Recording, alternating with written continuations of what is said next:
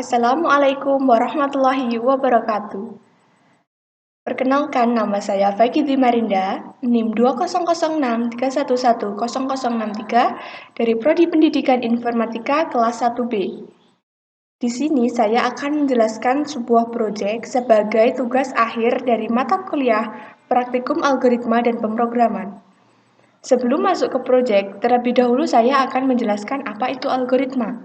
Algoritma adalah urutan langkah-langkah dalam menyelesaikan suatu masalah yang disusun secara sistematis dan logis.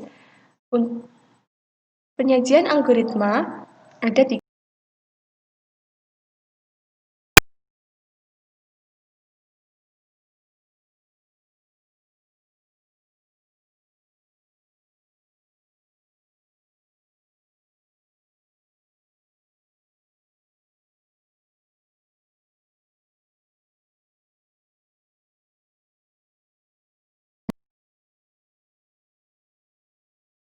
Program yang saya buat ini. Terlebih dahulu di sini kelas yang saya buat ini namanya adalah kelas proyek akhir. Nah, setelah itu saya membuat public static void ini berfungsi untuk memulainya sebuah kode pemrograman. Dan fungsi yang ada di bawahnya ini adalah fungsi yang akan kita jalankan nanti. Nah, yang kedua ada sistem outprintln. Sistem outprintln ini berfungsi untuk menampilkan kode ke layar. Setelah kita run ya, sistem outprintln ini penulisannya ada dua juga. Ada sistem outprintln di bagian ini dan sistem outprint di bagian ini. Yang pertama, fungsi dari sistem outprintln ini berfungsi untuk menampilkan kode yang kita buat itu secara bait, menjadi bait di bawahnya seperti itu.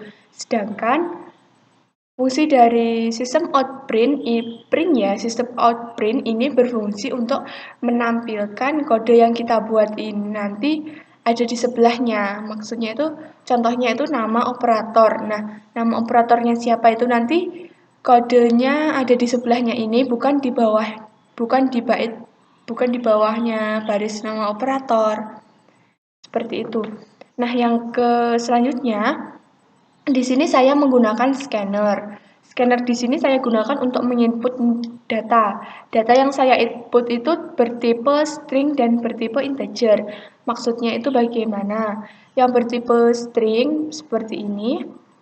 Yang di nama operator ini bertipe string. Kenapa bertipe string? String ini dideklarasikan di sini string nama ini nanti saya bertipe string karena program saya nanti yang tipe data yang akan saya masukkan itu berupa huruf. Sedangkan untuk tipe data yang integer seperti UTS ini namanya. Nah, UTS ini kan ini namanya. Sebentar. Nah, yang ini. Kenapa kok ini UTS kok integer? Karena nilai UTS nanti tipe data yang akan saya masukkan yaitu berupa angka, jadi harus menggunakan integer. Nah, selanjutnya di sini saya mengaplikasikan program dengan menggunakan array. Array yang saya gunakan di sini yaitu array 2 dimensi. Mengapa kok menggunakan array 2 dimensi? Karena ini ada dua kurung siku yang bersebelahan. Masing-masing ini nanti akan membentuk baris dan kolom.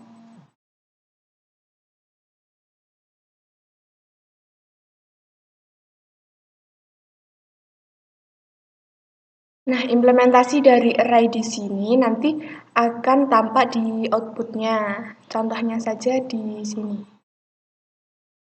Di bagian ini. Nah, di bagian ini nanti.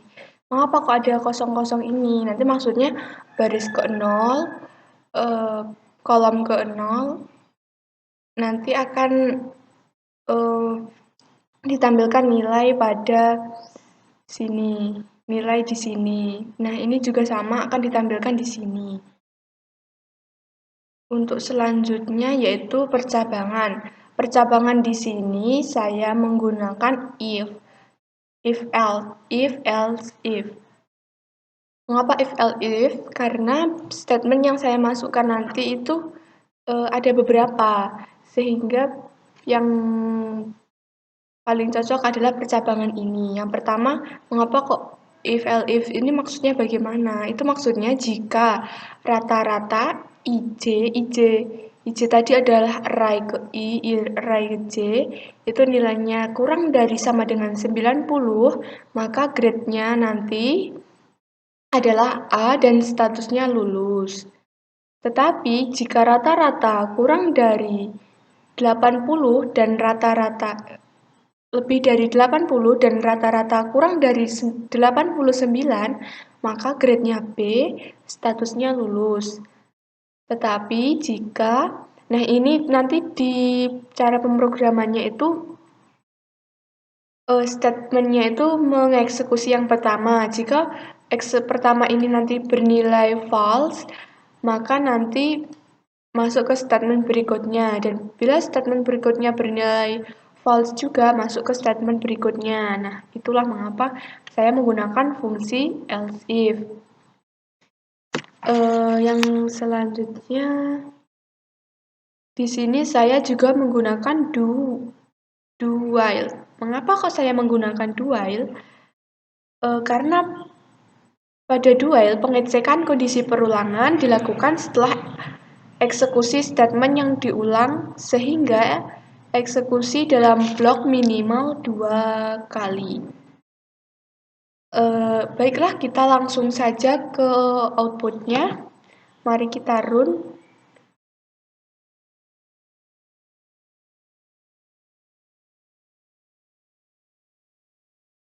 Kita masukkan nama operator. Nah, fungsi dari scanner tadi seperti ini. Masukkan nama operator ini, kita masukkan sendiri. Ini kita masukkan nama kita. Masukkan name.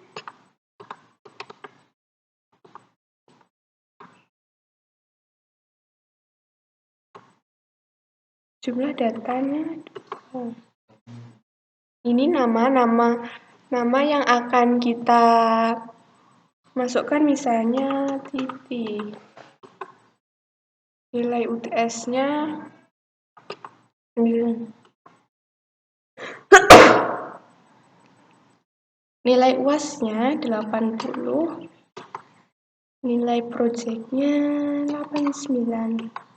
Nah, karena data yang kita masukkan 2, maka kita harus masukkan 2. Nilai UTS tadi sama seperti di atas, bernilai tipe datanya integer, yang dimasukkan juga harus angka.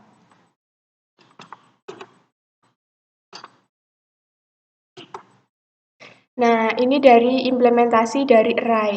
Array-nya ini terdiri dari baris dan kolom, seperti ini. Perulangannya yang dual tadi, implementasinya di sini. Jika kita statement do itu apabila ingin mengulang program yang ada di bawahnya tadi, maka kita harus mengetikkan Y. Jika tidak, kita mengetikkan N. Seperti itu. Contohnya gini, kita ketikkan Y agar kita bisa mengulang statement yang dual tadi. Mulai dari statement yang memasukkan nama tadi.